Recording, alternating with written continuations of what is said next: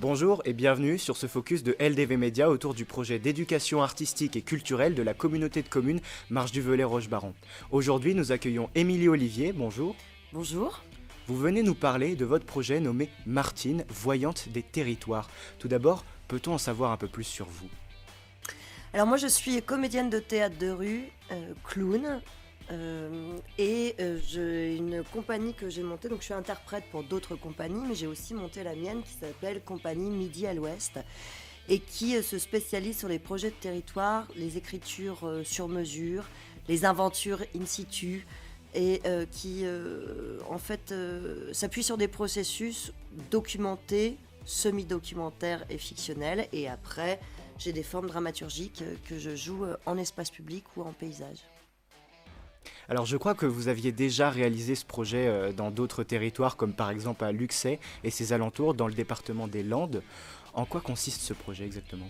Alors le projet Martine Tarot, voyante des territoires, s'articule autour déjà d'un personnage qui s'appelle Martine Tarot, et qui tire les cartes de tarot de Marseille, d'abord aux gens dans ce qu'on appelle un entresort forain, une forme en continu où je tire les cartes aux gens qui viennent me voir. Évidemment, je ne suis pas médium, je fais de la poésie et du boniment philosophique.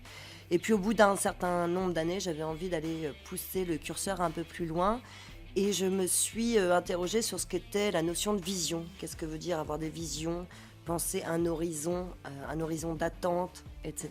Ce qui m'a très vite mené à l'idée de quelque chose de politique, au sens vie de la cité.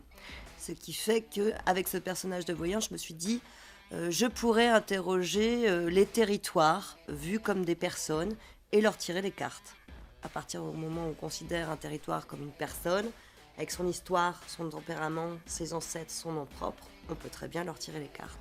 Ce qui fait que Martine Tarot a finalement inventé une autre activité et est consultée par les territoires pour leur lire l'avenir dans ces moments de période très mouvementée, on va dire. Et qu'est-ce qui vous a amené à poser vos valises sur notre territoire ? Mais j'ai été appelée par tout d'abord un opérateur culturel local à cheval entre le 42 et le 43 qui s'appelle Superstrat et qui connaît bien les artistes du monde de l'espace public et de la rue, qui travaille lui-même en collaboration avec d'autres services culturels du territoire du type les EAC des communautés de communes, dont celle des Marches du Velay-Roche-Baron. Et donc, c'est comme ça que j'arrive ici. Donc, Superstrat a lui-même été appelé par la communauté de communes, et à eux deux, ils ont décidé de faire appel au service de Martine pour lire et raconter le récit passé, présent et futur du territoire. Et actuellement, vous êtes dans la période d'enquête. Ça veut dire quoi ? Ça veut dire que, évidemment, je triche. C'est-à-dire que derrière le personnage, il y a la comédienne. Et avant de tirer les cartes, c'est-à-dire que je choisis dans mon jeu de tarot de Marseille des cartes qui ont des signifiants et des significations qui me permettent de tisser un récit. Je m'imprègne du territoire et je vais à la rencontre de toutes sortes de personnes qui disent l'essence même ou l'identité même du territoire. Donc ça va des habitants qui sont experts de chez eux puisqu'ils y habitent. Donc que veut dire habiter quelque part ? Habiter là. Et qu'est-ce que ça veut dire là ? On ne vit pas en Haute-Loire comme on vit dans les Alpes. Donc à partir de ce moment-là, en lien avec les structures qui m'invitent, on fait un planning d'enquête quasi journalistique où je vais à la rencontre de tout un tas d'acteurs locaux divers et variés. Et est-ce que vous pouvez nous dire ce que l'on va retrouver dans votre spectacle après cette première étape du projet justement ? Alors, comment va être écrit le spectacle, ce qu'il y a à l'intérieur, je suis en train de tirer les fils et de les tisser. Donc on peut dire que déjà c'est une thématique qui peut être chère à la région, parce que c'est toute l'histoire de l'industrie qui se trouve ici à partir des bases du tissage. Mais il va y avoir des considérations à la croisée de l'économie, de l'anthropologie, de l'ethnologie, du paysage, de l'écologie. Et ensuite, par un jeu de symbolique, de champs lexicaux, de questions, d'informations scientifiques, Martine, elle aime bien dire qu'elle part en enquête, elle a des visions, mais elle va vérifier sur place quelques éléments pour être sûre de ce qu'elle raconte. Il lui faut des faits, pas d'affect. Donc on part sur la science afin d'étayer un récit qui soit le plus objectif possible, puisqu'il s'agit de lire le futur, c'est-à-dire surtout de s'élever, prendre de la hauteur, voir ce qui est déjà là, et que si on pousse les curseurs, on va d'un sens ou dans un autre. Et il me semble que vous allez revenir au mois de mai durant 5 jours pour produire votre spectacle, c'est bien ça? C'est ça, donc là je suis en partie enquête, donc immersive, vraiment immersive, puisque je passe vraiment toutes mes journées ici, et voilà, pour m'imprégner du territoire. Ensuite je rentre chez moi, je déroche mes notes, je travaille avec une illustratrice qui retravaille les cartes de tarot de Marseille pour en mettre des totems, des symboles, des couleurs qui n'appartiennent qu'au lieu que j'enquête.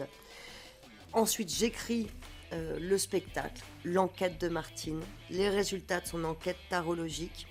Je rejoue tous les personnages en plus, donc voilà, vraiment mon travail d'écriture qui est très long, qui prend un bon mois, un mois et demi.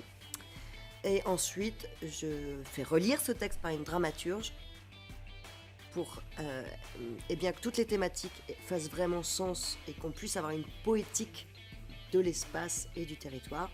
J'apprends mon texte par cœur, on le met en scène en 4 jours. Et après, je viens jouer sur les territoires pour un cycle d'au moins 4 représentations. Et est-ce que vous avez une idée pour le prochain lieu où vous allez enquêter pour produire de nouveaux spectacles? Non, pour l'instant, j'en suis là. En revanche, ce qu'il y a, c'est que je tourne encore des tarots qui ont été écrits pour d'autres territoires. Donc j'ai encore en tournée un tarot sur le Marais Poitevin, donc le tarot du Marais Poitevin, le tarot de la Gâtine Poitevine autour de la création d'un projet de parc naturel régional dans cette région du Bocage. J'ai un tarot sur la nuit, car la nuit disparaît, il faut le savoir. Donc j'ai un tarot sur la nuit comme espace-temps infini. Donc c'est aussi un territoire. Donc tout ça est en tournée, donc je peux dire qu'il y en a en tournée. Là j'en fais un nouveau ici, donc les tarots des marches du Velay Roche-Baron. Et le prochain pourrait être le tarot du Marais de Bourges, ou là où on m'invite. Après je travaille aussi beaucoup en quartier. Martine, voyante des territoires, accompagne des projets d'urbanisme en tant que voyante de la ville, en tant que superviseur d'autres visionnaires comme les architectes ou les urbanistes, pour prendre du recul déjà sur leur propre matière et aussi faire un pont entre le grand public et les experts, parce qu'on ne parle pas le même langage. Donc c'est un personnage qui est vraiment entre les mondes. Donc j'aime bien dire que je suis une entremetteuse de propos. Eh bien, merci Émilie d'être venue sur le plateau de ce focus de LDV Média autour du projet d'éducation artistique et culturelle de la communauté de communes Marche du Velay Roche-Baron. Eh ben, merci à vous de m'avoir invité. Et puis bonne continuation les jeunes, vous êtes l'avenir. Et à bientôt sur LDV Média.